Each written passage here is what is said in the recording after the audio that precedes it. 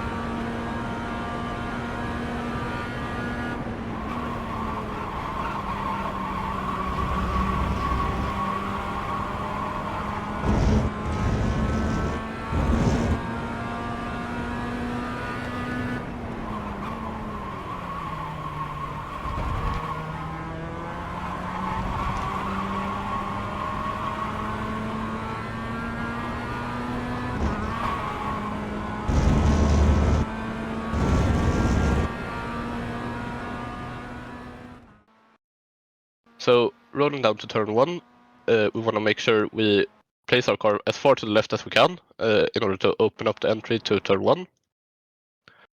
We want to lift off just as we start turning in, so we start turning in just before this 50 board. We lift off to maybe about 40% throttle, and then as we reach the apex, we can go back to full throttle. No need to really brake or anything here, since we can carry quite a lot of speed, and sticking to 4th gear all the way through. So where we want to end up is just to the right of this curb. You don't really want to end up on the curb, because that's going to compromise our entry, but we can carry quite a lot of speed and enter quite far to the left here, so that we are just about to the right of this curb. That's going to allow us to carry lots of speed, but also get a relatively good entry into turn 2, which should be easily flat if you take turn 1 correctly. Through turn 2, sticking as far to the left as we can, and making sure we keep turning to the left as we approach turn 3. Our braking point for this is just after the 100 board, or the start of this black and white curb. Braking relatively hard, since it is quite a straight braking zone. We want to make sure that the way we place the car as we start braking, we don't need to turn as we are braking, so that we really place our car so that it's pointing slightly to the left here, so that we can just focus on the braking and there's no need to turn as we are braking. And then as we get closer to the apex around this white line here, we can bleed off the brakes, stick it in 2nd gear, and as we get to the apex here, get back on the throttle. Make sure we avoid this red sausage, because that's quite high and it's gonna upset the car. But we can use this black and white part just fine. Back to full throttle, and this is quite similar to turn 1. We want to exit so that we're just about not on this black and white curb. If we're exiting out here, that's going to compromise our entry into here, but this corner is relatively easy, so we can still enter quite far to the left. Basically, if we're around about here as we enter the corner, that's going to be just fine. But if we are here as we enter the corner, that's going to compromise our entry, and as we get into here, we're gonna end up out here, and that's gonna give us a bad entry for this corner, and it's gonna mess everything up. So making sure that the way we exit this corner, we're not too far out wide, because that's gonna compromise our line all the way through. Entering this final corner before the hangar straight, you can use this access road here as sort of a marker for when you want to start braking, and also sort of start turning in at the end of this access road. Staying in 2nd gear and getting on the throttle relatively early before the apex, so that we're trail braking as we enter the corner, and then just before we hit the apex, we go back on the throttle and we can go almost immediately to full throttle. The exit is quite wide, and you can use all of this without really needing to worry about an off track. And this curb is fine to use as well. You can even exit even wider here and come back so that you're basically entering or exiting the corner out here and then coming back to the track. That's not gonna be as fast. It's gonna be more of a rough exit, but it can work. Basically, if you get on the throttle too early, you're not gonna end up in the grass. You're just gonna get a worse exit. But where you don't want to end up is out here. Sticking to the left all the way throughout the straight, just keeping the wheel as straight as possible. And then as we enter Stowe, our braking point is once again the start of this curb.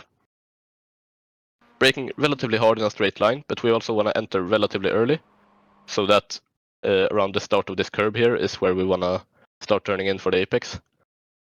We want to be roughly a car width from this curb when it starts. Staying in third gear, you can use second, but I like to use third because second causes a bit of engine braking. So if you can carry the speed to stick in third, then I would do that. That's what I prefer at least, but if you can't carry the speed to make third work, then you can also use second, because it is quite difficult to keep the revs up. Full throttle as we're basically on this final little red marker here. And making sure we exit so that we still have our inside wheels on this black and white curb. In this case, I had it even slightly inside of the curb. And as we enter this final chicane, this is actually a bit of a tricky corner in terms of both the line and the inputs, so I would like to start by looking at it in delta. You can see I'm, as usual, braking relatively hard as we're entering in a straight line, and then as we start turning in for the corner, I'm beating off quite significantly. So that when I'm on the apex, I'm basically off the brakes completely, and as I'm approaching the apex, I'm just bleeding off progressively. Once I'm back on the apex, with this line that I'm taking, I can basically go full throttle once I'm at the first apex, and we want to make sure that we turn in relatively late, so that we end up sort of in the middle of the track, between these two corners. And if you do that, and also turn in slightly later for this second part, you can get away with just a slight lift through the second apex, and then you should end up just about where you want to be as we enter the final corner, and you can stay full throttle all the way through. So that's what we want to aim to do.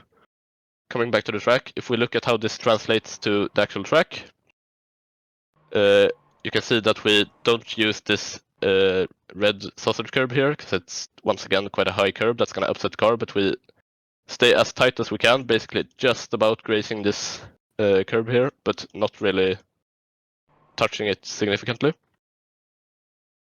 And as you saw in Delta, I'm basically full throttle as I'm already exiting this first part. The car is basically in the middle of the track, and then I'm still just doing a slight lift in the second part, and then full throttle all the way through. Not using this sausage. If you touch this, then you're gonna get stuck, and you're gonna get thrown out wide all the way through. So you want to make sure you're inside of this red sausage curb, and then you should just be able to stick in full throttle all the way through to the finish line. And that's a lap of Silverstone International. So that's it. Hopefully this is going to be helpful throughout the races. If you want to use my setup while you're racing, you can find that on Coach Dave Delta. Any more hot laps or lap guides you can find on the Coach Dave YouTube channel. And if you need help with anything at all, you can find that on the Coach Dave Discord. Thanks for watching.